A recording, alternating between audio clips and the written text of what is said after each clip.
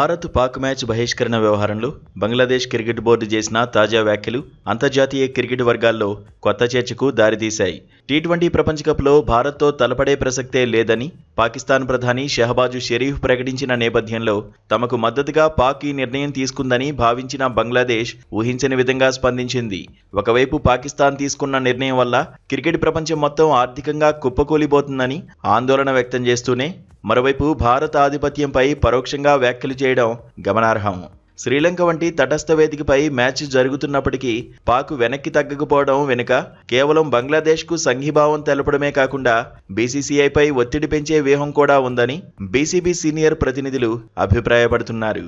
ఈ వివాదం ఇప్పుడు కేవలం రెండు జట్ల మధ్య పోరుగా కాకుండా ఐసీసీ మనుగడకే సవాల్గా మారుతోంది. ఆర్థిక కోణంలో చూస్తే భారత్ పాక్ మ్యాచ్ రద్దు కావడం అనేది ఇతర క్రికెట్ బోర్డులపై తీవ్ర ప్రభావం చూపుతుందని బంగ్లాదేశ్ స్పష్టం చేసింది. ఐసీసీ సెంట్రల్ రెవెన్యూ పూల్లో మెజారిటీ వాటా ఈ హై వోల్టేజ్ మ్యాచ్ల నుంచే వస్తుందని, ఒకవేళ ఈ మ్యాచ్ జరగకపోతే అన్ని బోర్డుల ఆదాయం పడిపోతుందని బీసీబీ అధికారి ఒకరు ఆవేదన వ్యక్తం చేశారు. ఆర్థిక నష్టాన్ని చేకూర్చే ఇలాంటి కఠిన నిర్ణయాలను మేము కోరుకోవడం లేదు. మా వాటా తగ్గిపోవడం మా క్రికెట్ అభివృద్ధిపై ప్రభావం చూపుతుందని ఆయన పేర్కొన్నారు. తమ జట్టును టోర్నీ నుంచి తొలగించారనే కోపం ఉన్నప్పటికీ వ్యాపారపరంగా పాక్ వైఖరిని బంగ్లాదేశ్ పూర్తిగా సమర్థించలేకపోతోంది. పాకిస్తాన్ తీసుకున్న మొండి నిర్ణయం వల్ల ప్రపంచవ్యాప్తంగా ఉన్న బ్రాడ్కాస్టర్లు, స్పాన్సర్లు కూడా భారీగా నష్టపోయే అవకాశముందని విశ్లేషకులు హెచ్చరిస్తున్నారు. అయితే ఇదే సమయంలో బంగ్లాదేశ్ డైరెక్టర్ భారత్ పట్ల తన అసహనాన్ని కూడా ప్రదర్శించారు. క్రికెట్ ప్రపంచంలో భారత్ చెలాయిస్తున్న ఆధిపత్యాన్ని అడ్డుకోవడానికి పాకిస్తాన్ ప్రయత్నిస్తోందని, ఆ కోణంలో చూస్తే పీసీబీ నిర్ణయం సరైనదే కావచ్చని ఆయన వ్యాఖ్యానించారు.